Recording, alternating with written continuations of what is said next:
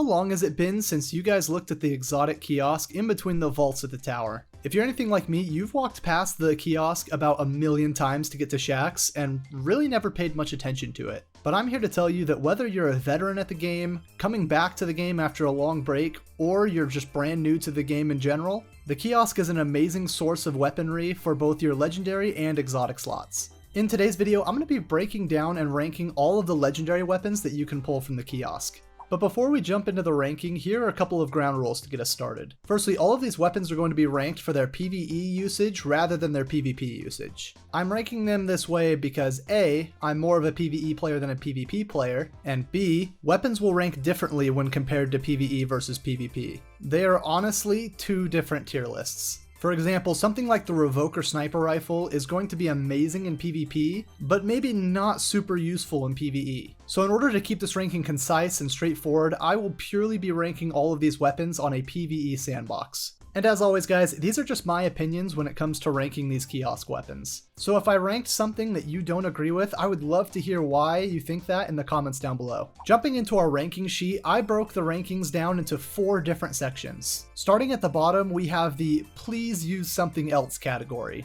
This category is just simply outclassed by so many weapons, even middle tier weapons, and so I would definitely recommend not picking these up for PvE. In the category above, we have the mid category. And mid, in my opinion, is just middle of the road. They are totally serviceable, and even though there are better options out there, they're really not bad to pick up and use. That being said, they are still in the middle of the road, and there are definitely better options out there, but again, the weapons aren't that bad. The next category up is the better than I thought category. These are weapons that perform really well in the sandbox. And for a lot of players, they're going to be above average of the standard middle ground PvE gun. The better than I thought category will also contain weapons that have unique roles that really aren't found on many other PvE weapons out there. All in all, these weapons are just solid and definitely above average. And last but certainly not least, you have the use it, it'll surprise you category. These are weapons that I, as a Destiny veteran with plenty of other gun options in the game, was really surprised at how effective they were. Not only are these weapons great, I would say they are on the upper echelons of weapons you can get in general. My goal with these rankings is to give players a guide on what to pick up from the Exotic Kiosk, no matter if you're a veteran player, a returning player, or just brand new to Destiny 2. With those ground rules out of the way, let's jump into our first batch of weapons. To kick things off, I actually wanted to touch base about a couple of weapons that have received updated versions of themselves, but the base versions are still acquirable in the kiosk. These weapons are the Mountaintop, Luna's Howl, Not Forgotten, and the Recluse. And as a small caveat, I know Not Forgotten hasn't received an updated version, but I'm including it in this list anyways because the kiosk's Not Forgotten versus the kiosk's Luna's Howl, they're pretty much the same weapon aside from some stat differences.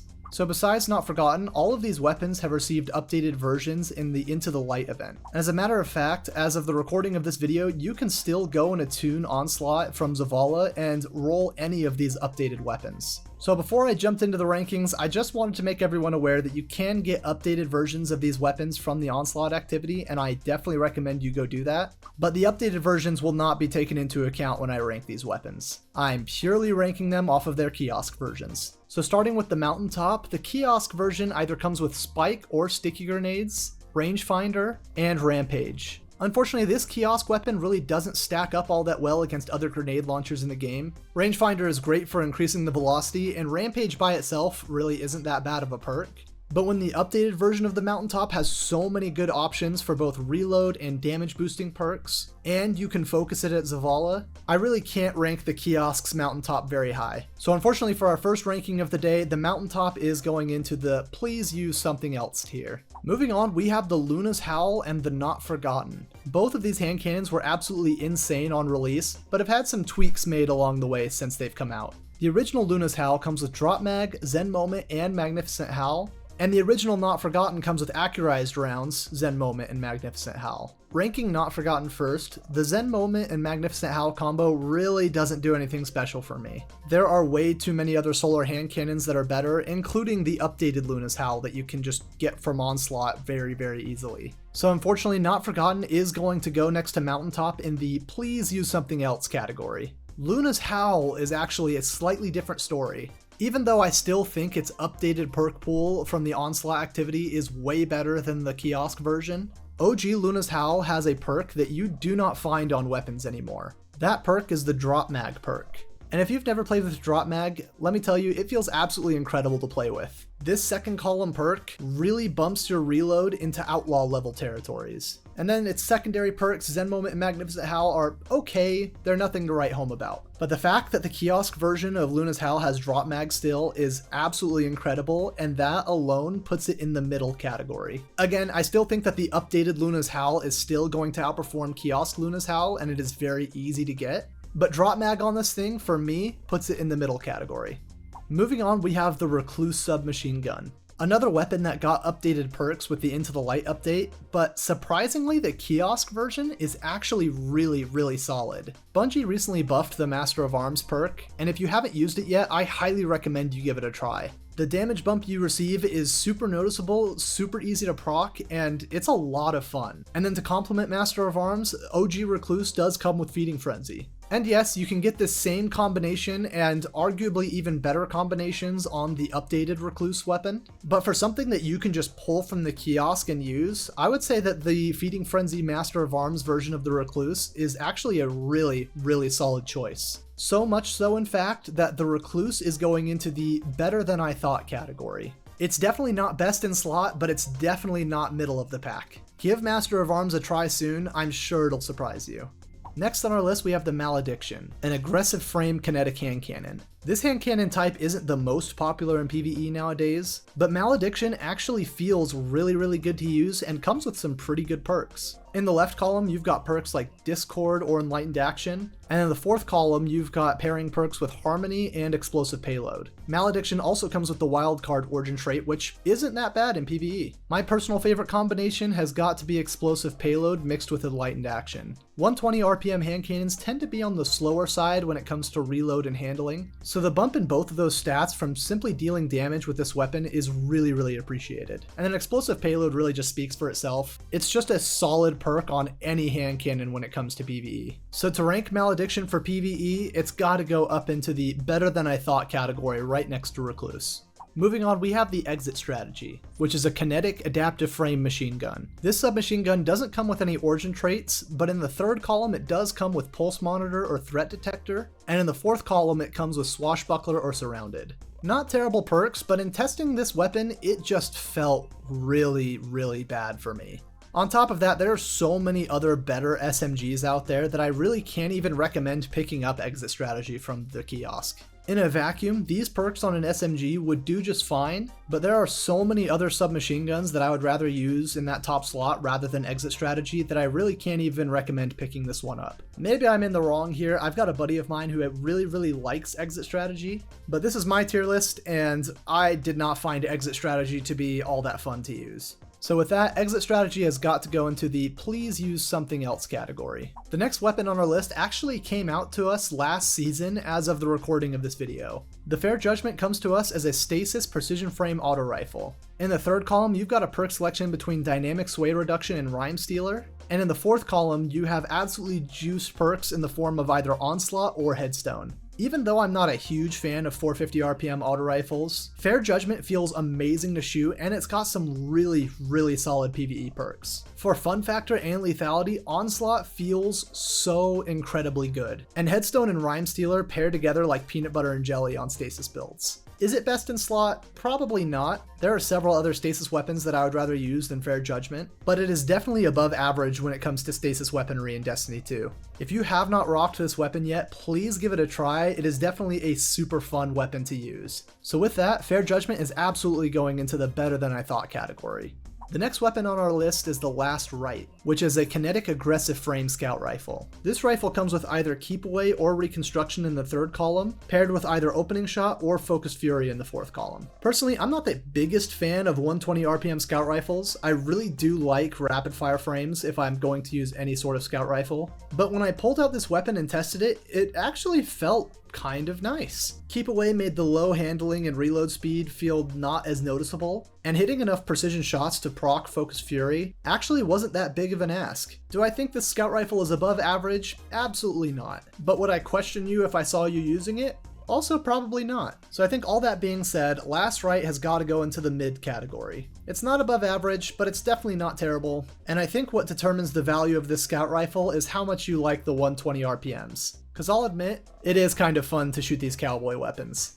Moving on, our next weapon is the Oxygen SR3, which is a solar precision frame scout rifle. As I stated 2 seconds ago, I'm not the biggest fan of scout rifles if they're not 200 RPM, but if I could reward points for uniqueness, Oxygen SR3 definitely wins top dollar, because it has a perk that has only been on one weapon and has not been seen since. Wink wink nudge nudge to a future video of mine. Oxygen SR3 comes with the dual perks Dragonfly and Meganura. I really hope I'm pronouncing that right. For those of you unfamiliar, Meganura is a perk that reads, Dragonfly deals more damage based on the number of precision hits dealt beforehand, and the damage boost it gives Dragonfly is really no joke.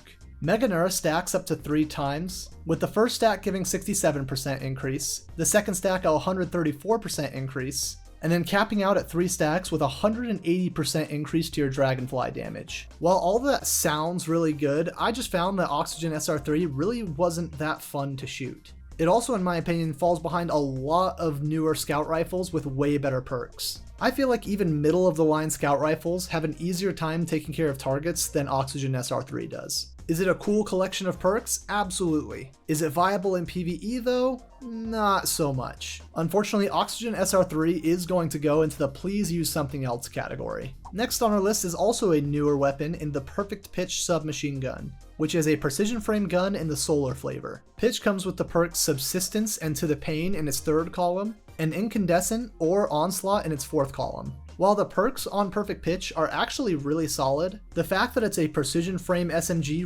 really brings it down for me. Precision frame SMGs historically provide some of the lowest DPS numbers in Destiny 2. So even though it has amazing perks in the form of Subsistence with either Incandescent or Onslaught, I really can't rank it all that highly. There are simply better SMGs out there that easily outclass Perfect Pitch. But is this weapon bottom of the barrel? I don't think so. With all that in mind, I think Perfect Pitch has to go into the middle category. If precision frames ever get a buff in the future, I could definitely see moving Perfect Pitch up into the better than I thought category. But until then, it is a very mid SMG from the kiosk. Moving on, we have the Redrix Claymore. Hey guys, future editor Briggs here. I noticed that when I recorded the audio for the Redrix Claymore / Broadsword, I used the wrong name just throughout the recording. I definitely meant to say Redrix Broadsword, not Claymore, but it came out as Claymore just over and over and over again, and I didn't catch it until I was in the editing room. So my apologies. I promise I will be better about that in the future. Please feel free to make fun of me in the comments. Which is a kinetic high-impact frame pulse rifle. Its static perks are Outlaw and Desperado. I definitely think there's some under-the-hood magic going on with Claymore because it genuinely feels like one of the most fun pulse rifles in the game to shoot, especially when Desperado is procced. Unfortunately, time and power creep have not been kind to Redrix Claymore. It has a lot of stiff competition of pulse rifles in that kinetic slot, and even though the perk pairing of Outlaw and Desperado feels really fun and is great to shoot, in my mind is not enough to push this pulse rifle above average. Don't get me wrong, Redrix is a lot of fun to shoot, but at the end of the day, I do have to rank the Claymore in the middle category. There's definitely worse options out there, but Redrix unfortunately has been power crept, and it no longer is above average like it used to be. Still a ton of fun though, and I definitely recommend giving Desperado a try one of these days. I just really like rate of fire increase perks. I think they're a ton of fun to use. The last primary legendary weapon that you can get from the kiosk is the Veles X, which is an aggressive 4-round burst void pulse rifle. In that 3rd column, it comes with your choice of repulsor brace or tunnel vision, and in that 4th column, you have your choice between golden tricorn or kill clip. I'll be honest, when Veles X first came out, I really didn't think all that much of it, but since then, a lot of void perks and synergies have been updated, and when testing Veles X, I absolutely fell in love with it. To put simply, this gun feels amazing to use, and it has some really good perks to back it up. I tested this weapon with my Verity's Brow Void Warlock, and keeping up Tricorn's buff for 50% was laughably easy. It hit like an absolute truck and tied into death throws so well, with Repulsor Brace just being the cherry on top of an absolutely disgusting pulse rifle. If you haven't messed around with Veles X with Repulsor Brace and Golden Tricorn this season, I cannot recommend enough giving this pulse rifle a try. Throw it on your Void build and watch it cook. So if it wasn't obvious already, I have to put Veles X into our top category. Use it, it'll surprise you. Just use it on your Void builds, guys. It will surprise you, I promise. It is a ton of fun to use. Moving on, we have the Revoker Sniper Rifle, which is an aggressive frame sniper rifle in the kinetic flavor. I'll keep this review pretty short and sweet, as I would not recommend Revoker for PvE use. If I was ranking these weapons on a PvP scale, Revoker would definitely be on the upper echelons of the tier list, but this sniper rifle does next to nothing when it comes to PvE content. It comes with Snapshot, which, again, you're really not caring about how fast you aim down sights in PvE, and the perk Reversal of Fortune, which reads that missing 2 shots returns a bullet to the magazine after a short duration. Again, absolutely incredible for PvP, not really all that in PvE. Maybe if you're a new player and want to practice with snipers in PvE, it might not be that bad of a shout, but other than that, and because this is a PvE tier list, I cannot put Revoker any higher than please use something else. There are just simply so many better snipers out there to use in PvE, and I would definitely not recommend Revoker to anyone playing any PvE content. Next up on our list is the Adored, which is an arc adaptive frame sniper rifle. Similar to Revoker, this is a pretty PvP focused weapon, but unlike Revoker, it actually does have some pretty decent PvE perks. In the third column, you've got your choice between Triple Tap and Killing Wind, and in that fourth column, you've got your choice between Vorpal Weapon and Snapshot. Triple Tap and Vorpal Weapon isn't a bad combination, but there are definitely other snipers that I would rather use over Adored. That being said, there's definitely snipers that I wouldn't use over Adored, but I honestly can't rank this weapon all that high. Triple Tap and Vorpal is nice, but it definitely doesn't put this sniper rifle above average. If this was a PvP ranking, Adored would go so much higher because I know a lot of people really like Adored. But in PvE, I cannot rank this sniper rifle higher than the mid category. Better than Revoker, but not good enough to put it above average. The next weapon on our list is the Ecliptic Distaff, which is a void adaptive frame glaive. Distaff comes with the perk Replenishing Aegis or a movable object in the third column, and close to melee or destabilizing rounds in the fourth column. Normally, I'm not the biggest fan of glaives. However, this season has introduced a lot of really nice quality of life buffs for glaives that I picked one up the other day and it was a lot of fun to use. And when testing Ecliptic Distaff, I was shocked at how much fun I had using this glaive. And in case you were living under a rock or haven't played the game in a long time, destabilizing rounds is a top tier perk, and on Ecliptic Distaff it is no different. Or if you wanted to go more melee focused, close to melee is absolutely S tier when it comes to glaive perks. If you haven't used glaives this season, pick up Ecliptic Distaff from the kiosk. It is a lot of fun to run around with this season. All that being said, I think Ecliptic Distaff definitely earns its place in the top tier use it, it'll surprise you category. Again, great feeling glaive with great perks, and it's available at the kiosk for purchase. Super fun to use. I highly recommend checking it out. Our next weapon is the Reckless Endangerment, which is a kinetic lightweight frame shotgun. I absolutely love the design of this weapon, and that is about where the good things stop. It's actually kind of criminal how bad the perks are on this shotgun. Maybe in PvP it's a different story, but for PvE, these perks are laughably bad. In the third column, you've got your choice between Perpetual Motion or Steady Hands, and in the fourth column, you've got your choice between Swashbuckler or Snapshot. No 1-2 punch, no Trench Barrel. Perpetual Motion is an okay reload perk, but it's definitely not in my top tier. And there are just so many better shotguns than Reckless Endangerment that I can't even begin to disrecommend this weapon hard enough. Please don't pick it up. Please don't use it. Use literally any other shotgun in the game because Reckless Endangerment is going into the bottom of the tier list.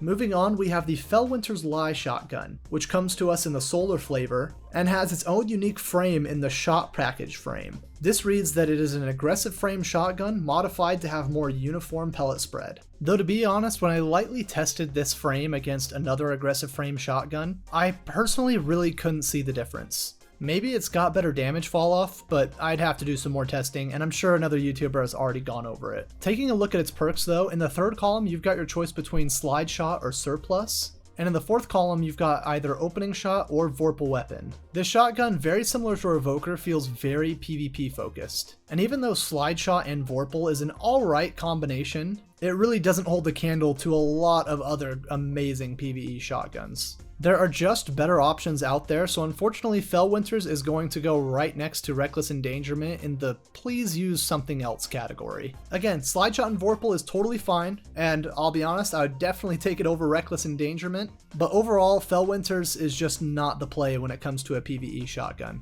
Our next shotgun on the kiosk list is the Python shotgun, which is a void aggressive frame shotgun. Taking a look at its perks, in that third column you've got your choice between Overflow and Feeding Frenzy, and in the fourth column your choice between Shield Disorient or 1-2 Punch. Personally, I still think there are better shotguns out there, but Python actually does come with some pretty serviceable PvE perks. Overflow is a great option on any sort of special weapon, and if you don't have a 1-2 punch shotgun already, this one could definitely service you. It is absolutely not top tier as far as shotguns go, but it's really not bottom of the barrel either. So breaking the mold of the other shotguns on this list, I can put Python in the mid category. Again, it's not the best shotgun in the world, but it's definitely not the worst, and if you don't have a 1-2 punch shotgun already, Python can actually be really nice. And for an easy pickup at the kiosk, a 1-2 punch shotgun is always welcome. Moving on, we have the Null Composure, which is a void rapid fire frame fusion rifle. I expected to like this fusion rifle a lot more, but unfortunately the perks it has really don't hold it up. In that third column, you've got your choice between Feeding Frenzy or Heating Up, and in that fourth column, you've got either Reservoir Burst or High Impact Reserves. In a similar vein to Redrix Claymore, Null Composure runs into the problem of it is power creeped out of the sandbox completely. There are so many fusion rifles that do what Null Composure does even better and just have better perk synergy. It's not terrible, and I definitely wouldn't put it in the lowest category. However, there are so many better fusion rifles that I cannot in good conscience put Null Composure above anywhere but mid. And that is exactly where Null Composure is going. Into the mid category. I feel bad that it's been power crept this much because Null Composure is a really cool fusion rifle, but unfortunately it's just really middle of the road for me. Reservoir Burst is a great perk, but it really doesn't have any other perks to help it out. Next on our list is the Salvager Salvo, which is an arc lightweight frame grenade launcher. In its third column, it's got your choice of either Ambitious Assassin or Demolitionist, and in that fourth column, it's got either Vorpal Weapon or Chain Reaction for you to choose from. I'm not the biggest fan of breech-loaded grenade launchers that don't blind, but Salvo has such a great collection of perks that I have to rank it pretty high. Ambitious Assassin pairs beautifully with Chain Reaction, and for a while, Salvager Salvo was kind of next to Forbearance as one of the best grenade launchers in the game. Demolitionist and Vorpal are also not terrible choices by any stretch of the imagination. My only problem with it, and yes, it is definitely a skill issue, is I feel like I really have a hard time hitting my shots with the Salvo. Totally a skill issue, and I'm still going to rank it really high, but I really suck at hitting grenade launcher shots. I mean, look at this. I shoot this right under this man's armpit. All that being said, Salvager Salvo goes in the better than I thought category. Amazing perks, GLs are super fun. I do feel there are a couple of better GLs that keep it from the top slot, but still, Salvager Salvo is easily one of the best weapons you can pick up from the kiosk. If you haven't run around with it already, please give Salvo a go. It is a lot of fun to use when you're not whiffing your shots. Moving on to our heavy weapons, we're going to kick it off with the 21% Delirium, which is an arc rapid-fire frame machine gun. This has got to be one of the oldest weapons in the kiosk, and I really thought that would hold it back a bit. But lo and behold, the static perk pairing of Overflow and Killing Tally still absolutely slaps. It's not the best machine gun in the game, but it is so far above the mid category, and I definitely think 21% Delirium is worth the pickup. Overflow Killing Tally still feels incredible to use after all of these years. And for as old as this weapon is, I was shocked at how good this weapon still felt, even for a rapid fire frame, which traditionally aren't my favorite machine gun frames. All that in mind, I have to put 21% Delirium into the better than I thought category. Not the best machine gun in the game, but it is still a really viable machine gun if you do not have a good one in your inventory. If you haven't used 21% Delirium in a minute, pull it out of your vault, pull it from the kiosk, give it a try. It is still a ton of fun to use. You hungry? I gotta feed my dog. Alright, internet, this is Gypsy. If you've made it this far in the video, this is your reward for watching. Thanks for watching. Time to feed Jippy some dinner. Oh, Jippy! Can I get a, can you show the internet a bump it? Thank you. Here you go, buddy. Anyways, back to the video. Back from feeding my dog, the next weapon on our list is the Chain of Command, which is a stasis adaptive frame machine gun. In that third column, you've got your choice between perks like Adrenaline Junkie or Osmosis, and in the fourth column, you've got either Demolitionist or Adaptive Munitions to choose from.